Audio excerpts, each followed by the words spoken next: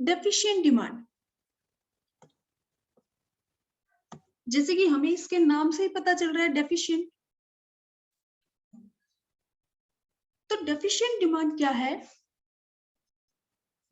When aggregate demand is less than aggregate supply corresponding to full employment level.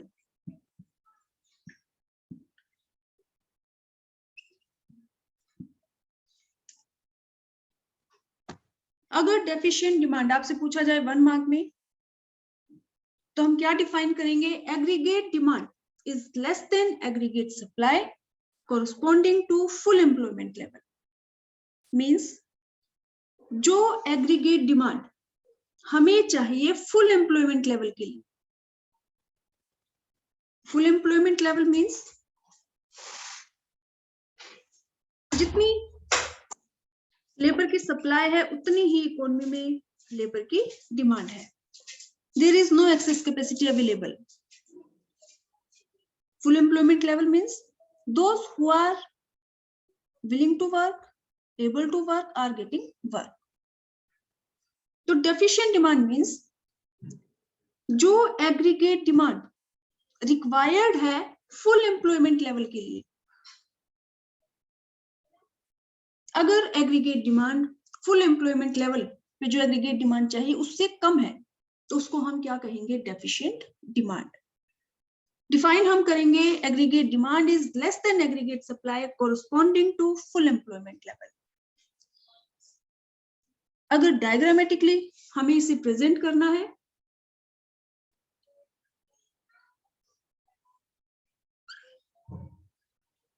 ये हमारा x axis है, ये Y axis है।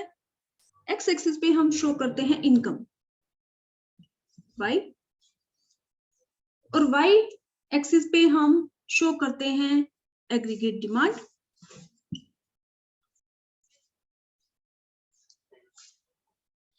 ये हमारी है y equal to AS reference line 45 degree का एंगल। रेफरेंस लाइन हम इसको इसलिए बोलते हैं because it shows equality between income and expenditure.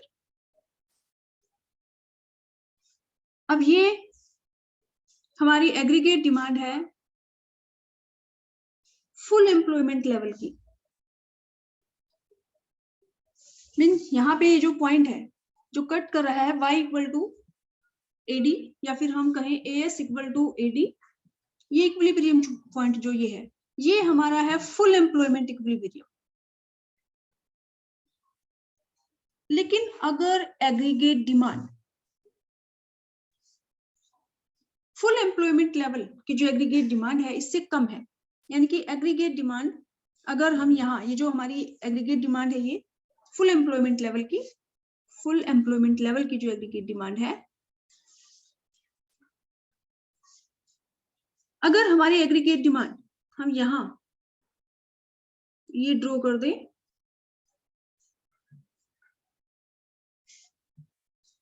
तो एग्रीगेट डिमांड ये कम हो गई, डाउन। तो ये जो एग्रीगेट डिमांड है ये एग्रीगेट सप्लाई कर्व को कहाँ कट कर रही है? ये इस पॉइंट पे। तो फुल एम्प्लॉयमेंट लेवल की एग्रीगेट डिमांड तो ये है, लेकिन अगर aggregate demand full employment level से कम है तो जो इक्विलिब्रियम है वो यहाँ नीचे सेट हो जाएगा। तो डायग्रामेटिकली अगर हमें डेफिशिएंट डिमांड शो करनी है तो जो फुल एम्प्लॉयमेंट लेवल है ये वाला, इसको हम यहाँ जो हमारा न्यू एग्रीगेट डिमांड कर्व है इससे मिला दे, तो ये जो डिफरेंस है ये अगर हम यहाँ पे नाम लिख दे कि ये फुल एम्प्लॉयमेंट लेवल है ई और ये हमारा है ए, या कोई भी हम नाम रख दें, तो ये जो है डिफरेंस ई और ए, ये हमारा किसको शो कर रहा है? Deficient demand. फिर से बेटा एक बार ध्यान से आप देख सकते हो, डेफिशिएंट डिमांड को हम डिफाइन करेंगे कैसे? Aggregate demand is less than aggregate supply corresponding to full employment level. Means full employment level के लिए हमें जो एग्रीगेट डिमांड चाहिए, हमारी प्लान्ड एग्रीगेट डिमांड अगर इससे कम है तो उसको हम क्या कहेंगे? डेफिशिएंट। नाम से पता चल रहा है कि एग्रीगेट डिमांड कम है। और डायग्रामेटिकली हम इसको कैसे प्रेजेंट करेंगे? ये हमारी रेफरेंस लाइन है, 45 डिग्री का angle, y equal to AS। ये हमारी है aggregate demand full employment level के लिए जो हमें चाहिए। अगर हमारी जो डिमांड है वो इस डिमांड से कम है तो फुल एम्प्लॉयमेंट लेवल का तो इक्विलिब्रियम पॉइंट कौन सा है, ये वाला, ये है फुल एम्प्लॉयमेंट लेवल।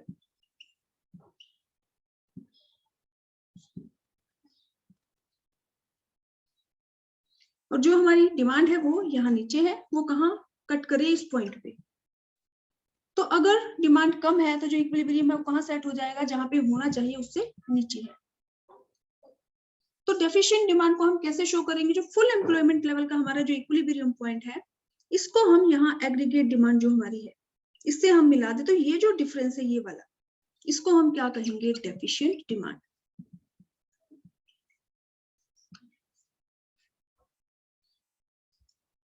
EA जो भी है इक्वल टू ये हमने यहाँ नाम दे दिया ई, ये आप कोई भी नाम दे सकते हैं, तो ये मैंने यहाँ EA लिख दिया, ये है डेफिशिएंट डिमांड। अब जो डेफिशिएंट डिमांड है इसके कॉजेज क्या है, जो एग्रीगेट डिमांड है वो डेफिशिएंट होती क्यों है। तो एग्रीगेट डिमांड के जो कंपोनेंट है, component of aggregate demand,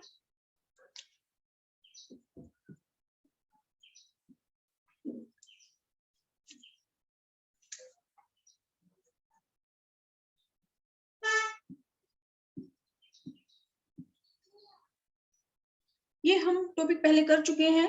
aggregate demand के जो कंपोनेंट है वो हमारा है C plus I plus G plus X minus M। तो सबसे पहला जो हमारा कंपोनेंट है वो क्या है, C।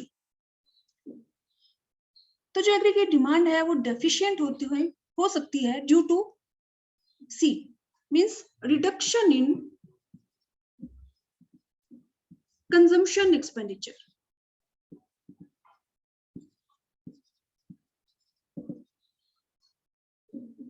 C ये क्या है, रिडक्शन इन कंजम्पशन एक्सपेंडिचर। जो कंजम्पशन एक्सपेंडिचर उसको हम किससे नोट करते हैं, C। और जो कंजम्पशन एक्सपेंडिचर है ये रिड्यूस क्यों होता है, ड्यू टू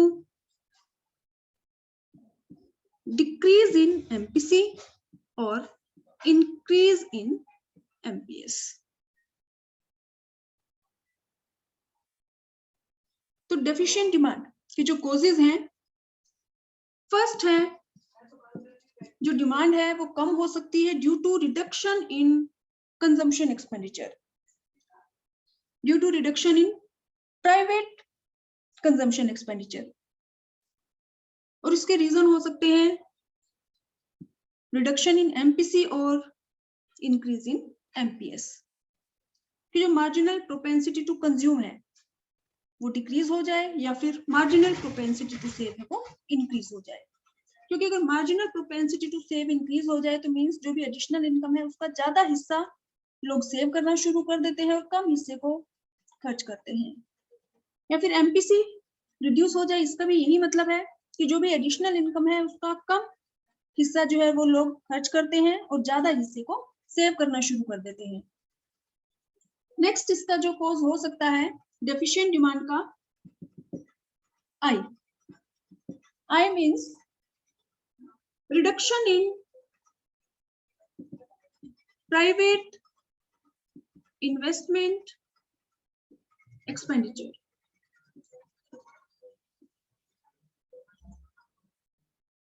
जो प्राइवेट सेक्टर है, जो प्रोड्यूसर्स हैं, वो अपनी जो इन्वेस्टमेंट एक्सपेंडिचर है, जो इन्वेस्टमेंट वो करते हैं उसमें वो कटौती कर दें।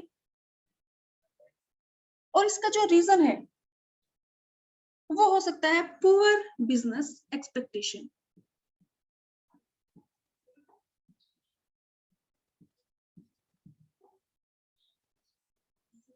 देखो आपको अगर याद हो तो हमने सप्लाई वाले चैप्टर में पढ़ा था कि जो भी प्रोड्यूसर्स हैं वो अपनी सप्लाई को इंक्रीज करते हैं अगर उनको लगता है कि फ्यूचर में बुलिश एक्सपेक्टेशन है, डिमांड बढ़ने के चांसेस हैं, तो वो इन्वेस्टमेंट को इंक्रीज कर देते हैं। और अगर फ्यूचर में बेरिश एक्सपेक्टेशन है, पुअर बिजनेस एक्सपेक्टेशन है, प्रोड्यूसर्स इन्वेस्टर्स को लगता है कि फ्यूचर में डिमांड बहुत ज्यादा इंक्रीज नहीं होगी या डिमांड के कम होने के चांसेस हैं, तो वो भी अपने इन्वेस्टमेंट एक्सपेंडिचर को कम कर देते हैं।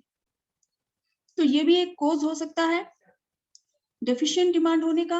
Reduction in private investment expenditure.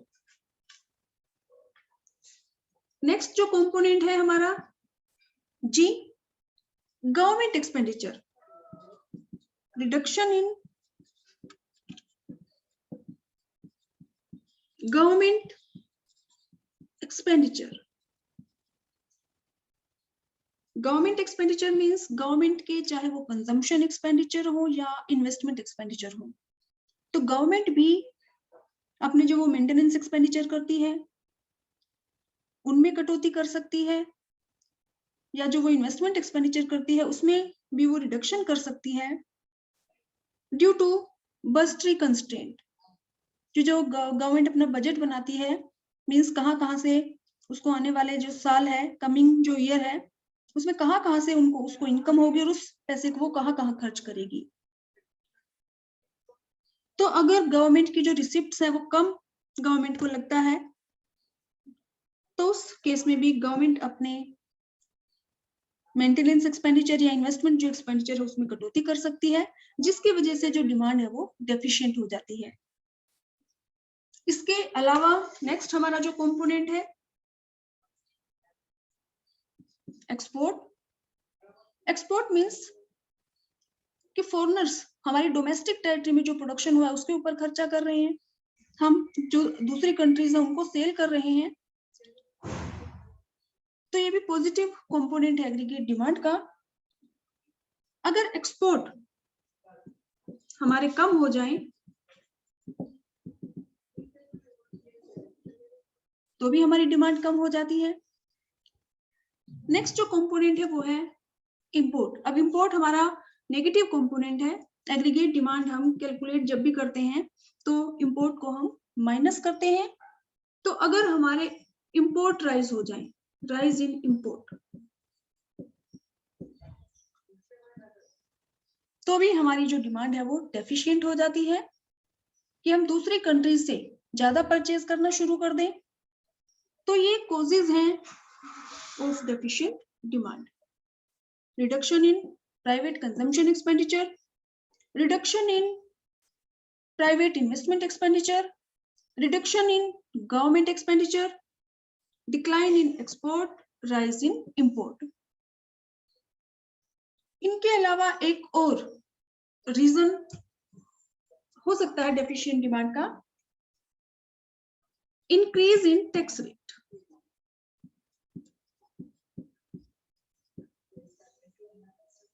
Increase in tax rate, अगर गवर्नमेंट टैक्स रेट को इंक्रीज कर दे तो जो डिस्पोजेबल इनकम है,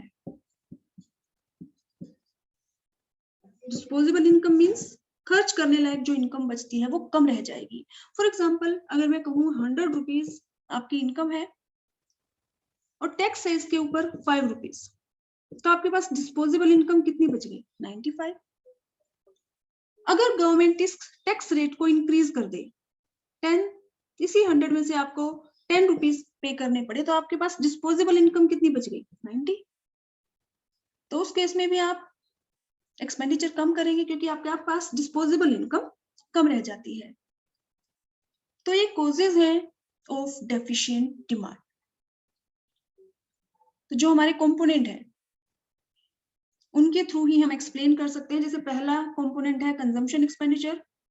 तो इस अगर कंजम्पशन एक्सपेंडिचर कम हो जाए और कॉज इसके रीजन क्या है? Reduction in private consumption expenditure के डिक्लाइन इन एमपीसी और इंक्रीज इन एमपीएस। सेकेंड जो कॉज है reduction in private investment expenditure, और जो इन्वेस्टर्स हैं वो अपने इन्वेस्टमेंट जो एक्सपेंडिचर उसको कम कर सकते हैं अगर उनको लगता है कि नियर फ्यूचर में पुअर बिजनेस एक्सपेक्टेशन है, डिमांड कम होने के चांसेस है, तो वो इन्वेस्टमेंट कम कर देते हैं। गवर्नमेंट है वो भी अपने एक्सपेंडिचर में कटौती कर सकती है, वो चाहे मेंटेनेंस एक्सपेंडिचर हो, मींस कंजम्पशन एक्सपेंडिचर हो, या इन्वेस्टमेंट एक्सपेंडिचर हो। और उसका रीजन हो सकता है बजटरी कंस्ट्रेंट।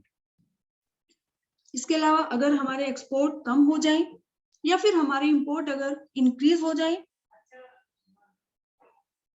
तो भी जो हमारी डिमांड है वो डेफिशिएंट हो जाती है।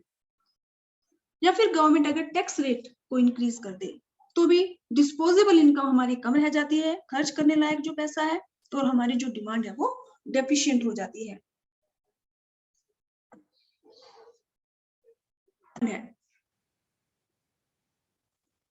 Consequences of deficient demand. Consequences means जो डेफिशिएंट डिमांड है उसका इफेक्ट क्या होगा, उसके रिजल्ट्स क्या होंगे। तो consequences of deficient demand, deficient demand होने से जो हमारा इक्विलिब्रियम है वो हमारा सेट हो जाता है under employment equilibrium.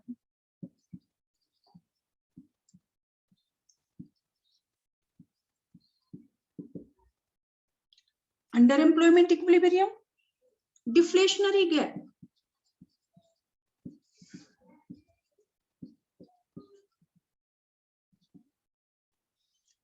Under employment equilibrium है इसका कॉन्सिक्वेंसेस।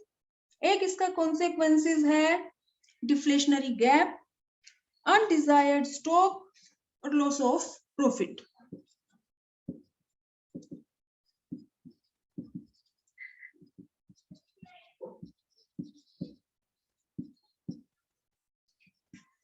तो ये कॉन्सिक्वेंसेस हैं डेफिशिएंट डिमांड के। अंडर एम्प्लॉयमेंट इक्विलिब्रियम मींस जहां पे हमारा अगर हमारी जो एग्रीगेट डिमांड है डेफिशिएंट नहीं होती तो जो हमारा इक्विलिब्रियम होता, अब डेफिशिएंट डिमांड होने की वजह से जो हमारा इक्विलिब्रियम सेट होगा वो कहाँ होगा, अंडर एम्प्लॉयमेंट, उसके नीचे कहीं सेट होगा, डिफ्लेशनरी गैप अराइज हो जाएगा, अनडिजायर्ड स्टॉक होगा और लॉस ऑफ प्रॉफिट। अब हम इनको एक्सप्लेन करेंगे वन बाय वन। तो सबसे पहला जो कॉन्सिक्वेंस है डेफिशिएंट डिमांड का, बेटा इनको ध्यान से आपको समझना है, अगर नहीं समझ में आए यू कैन व्हाट्सएप मी, क्योंकि जरूरी नहीं है आपसे सिर्फ डेफिशिएंट डिमांड पूछा जाए, हो सकता है 3 मार्क्स में या 1 मार्क में आपसे पूछ लें डिफाइन अंडर एम्प्लॉयमेंट इक्विलिब्रियम या डिफाइन डिफ्लेशनरी गैप 3 मार्क्स में, 4 मार्क्स में। तो सबसे पहला जो इफेक्ट है, जो कॉन्सिक्वेंस है डेफिशिएंट डिमांड का, वो है अंडर एम्प्लॉयमेंट इक्विलिब्रियम। इसको हम एक डायग्राम की हेल्प से समझते हैं।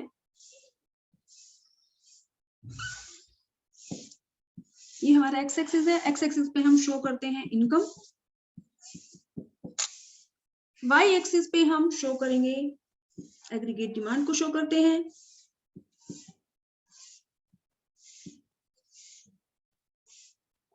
ये हमारा है reference line y equal to AS 45 degree का एंगल विच शोज, इसको हम रेफरेंस लाइन भी बोलते हैं because it shows equality between income and expenditure. तो y इक्वल टू AS, ये हमारा है aggregate demand full employment level.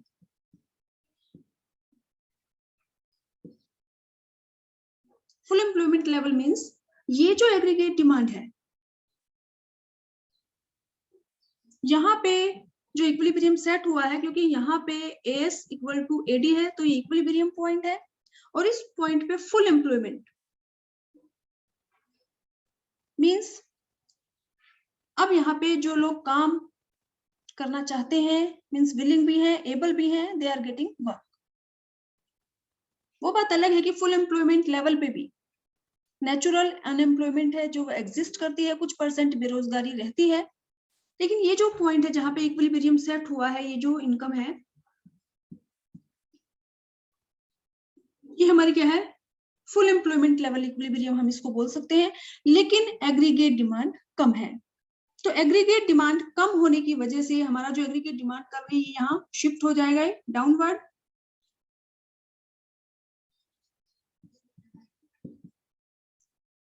पहले हमारा ये एग्रीगेट डिमांड कर्व था, अब डेफिशिएंट डिमांड होने की वजह से एग्रीगेट डिमांड कर्व है वो शिफ्ट हो गया ये डाउनवर्ड। तो हमारा जो इक्विलिब्रियम यहाँ सेट हो रहा था, जो इनकम ये थी हमारी, हम इसको OM लिख दें।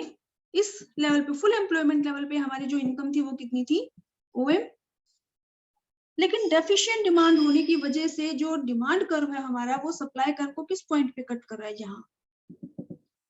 और अगर इसको हम यहाँ इनकम लाइन से मिलाएं तो अब हमारा जो इक्विलिब्रियम जो इनकम है वो कितनी होगी, अगर हम इसको ON कह दें, तो ये जो पॉइंट है यहाँ पे हमारा इक्विलिब्रियम लेवल ऑफ इनकम है वो क्या है, ON।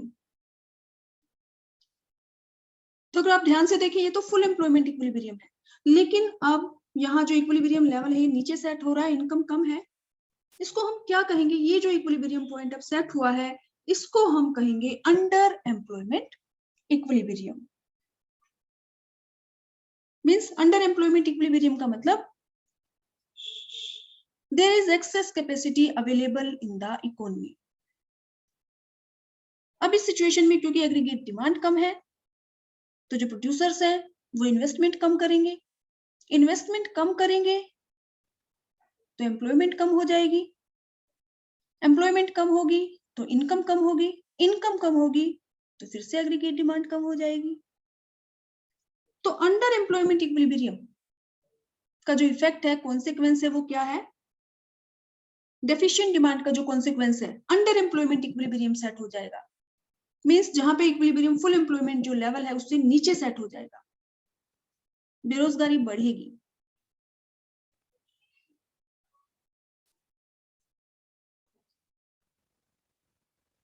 तो एक तो फुल एम्प्लॉयमेंट लेवल का इक्विलिब्रियम है जहां पे हमारी इनकम कितनी है, OM, यानी कि अब ध्यान से देखें तो, और डेफिशिएंट डिमांड की वजह से इक्विलिब्रियम यहाँ सेट हो गया, तो अब हमारा जो इक्विलिब्रियम लेवल ऑफ इनकम है वो कितना है, ON।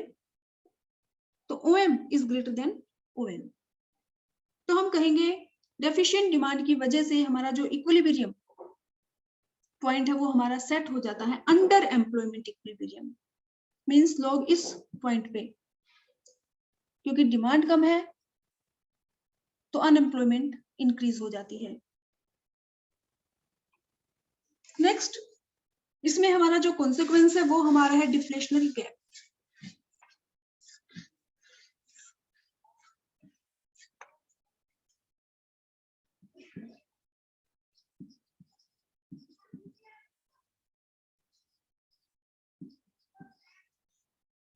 डिफ्लेशनरी गैप क्या है,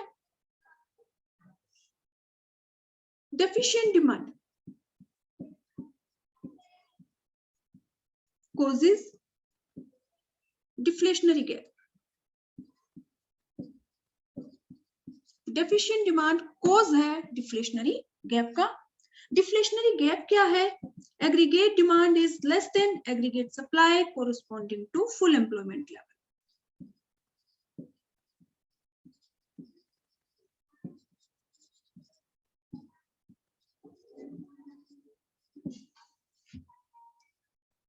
अगर डायग्रामेटिकली हम इसको एक्सप्लेन करें,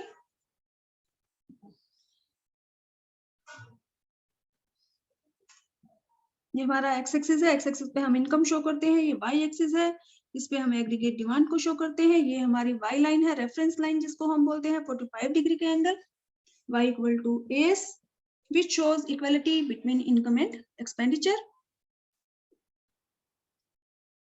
ये हमारा एग्रीगेट डिमांड कर्व है, ये जो पॉइंट है ये हमारा है full employment equilibrium, full employment equilibrium point ये हमारा है। अब क्योंकि डेफिशिएंट डिमांड है तो डिमांड कर्व हमारा शिफ्ट हो जाएगा यहाँ डाउनवर्ड। ये हमारा एग्रीगेट डिमांड कर्व है, ये तो फुल एम्प्लॉयमेंट लेवल का था, ये हमारा aggregate demand curve deficient demand की वजह से डाउनवर्ड शिफ्ट हो गया। अब जो ये डिमांड कर्व है, एग्रीगेट डिमांड कर्व, ये सप्लाई कर्व को इस पॉइंट पे कट कर रहा है, तो ये अंडर एम्प्लॉयमेंट इक्विलिब्रियम हम इसको बोलते हैं। अब डिफ्लेशनरी गैप मींस ये जो फुल एम्प्लॉयमेंट लेवल है, इस पॉइंट से हम यहाँ हमारी जो प्लान्ड एग्रीगेट डिमांड है इसको हम मिलाएं, तो ये जो डिफरेंस है ये क्या शो कर रहा है, ये जो डिफरेंस है अगर हम इसका नाम दे दे EF, तो जो EF है ये क्या शो कर रहा है, डेफिशिएंट डिमांड, और डेफिशिएंट डिमांड हमारी इक्वल है डिफ्लेशनरी गैप के।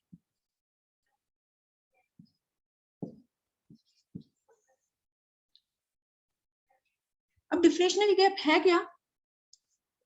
हमारी जो डिमांड है वो हमारी क्या है? लो एग्रीगेट डिमांड है। एग्रीगेट डिमांड हमारी क्या है? डेफिशिएंट है। अब क्योंकि एग्रीगेट डिमांड कम है तो जो प्रोड्यूसर्स है वो इन्वेस्टमेंट कम करेंगे, लो इन्वेस्टमेंट। अब इन्वेस्टमेंट कम है तो जो आउटपुट होगा या जो प्रोडक्शन होगा वो हमारा कम होगा। आउटपुट अगर कम है तो इट मींस क्योंकि इन्वेस्टमेंट कम की है तो एम्प्लॉयमेंट कम हो जाएगी। एम्प्लॉयमेंट कम होगी तो आउटपुट कम होगा, और आउटपुट अगर कम होगा तो इनकम कम होगी, और इनकम कम होगी तो फिर से एग्रीगेट डिमांड फिर से लो हो जाएगी। एग्रीगेट डिमांड जो पहले थी उससे और डाउन आ जाएगी। फिर क्योंकि एग्रीगेट डिमांड कम है तो जो इन्वेस्टर्स है कम इन्वेस्टमेंट करेंगे। कम इन्वेस्टमेंट करेंगे तो अनएम्प्लॉयमेंट और ज्यादा इंक्रीज होगी, जिससे जो प्रोडक्शन है वो और कम हो जाएगा। और क्योंकि पक्के लोगों के पास रोजगार नहीं है तो उनकी इनकम और कम हो जाएगी, और फिर से जो एग्रीगेट डिमांड है वो और ज्यादा डाउन आ जाएगी। तो जो इकोनॉमी है वो स्लिप हो जाएगी deflationary spiral, means low level equilibrium trap. For example अगर हम इसके थ्रू देखें तो एग्रीगेट डिमांड और डाउन चली जाएगी, फिर और डाउन हो जाएगी, फिर और डाउन हो जाएगी, तो इक्विलिब्रियम हमारा धीरे धीरे और नीचे और नीचे और नीचे सेट हो जाएगा, और इकोनॉमी ऐसी सिचुएशन में फंस जाएगी जिससे निकलना मुश्किल हो जाएगा। तो ये हमारा डिफ्लेशनरी गैप है जो अराइज होता है due to deficient demand. Means अगर एग्रीगेट डिमांड कम है तो प्रोड्यूसर्स कम इन्वेस्टमेंट करेंगे, कम इन्वेस्टमेंट करेंगे तो प्रोडक्शन कम होगा, प्रोडक्शन कम होगा तो लोगों की इनकम कम होगी, इनकम कम होने की वजह से डिमांड फिर से और ज्यादा कम हो जाएगी। फिर प्रोड्यूसर्स जो है और कम इन्वेस्टमेंट करेंगे, फिर प्रोडक्शन और कम होगा, और अगर प्रोडक्शन कम होगा तो एम्प्लॉयमेंट और आउटपुट में 1 to 1 का रिलेशनशिप है अकॉर्डिंग टू किन्स।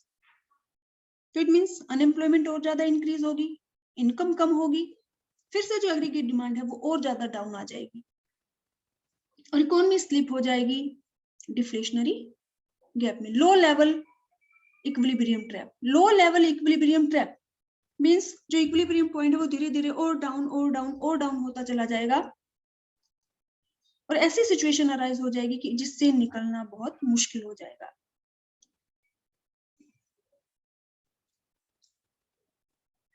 अब नेक्स्ट इसकी जो कॉन्सिक्वेंस है वो हमारी है अनडिजायर्ड स्टॉक। Undesired stock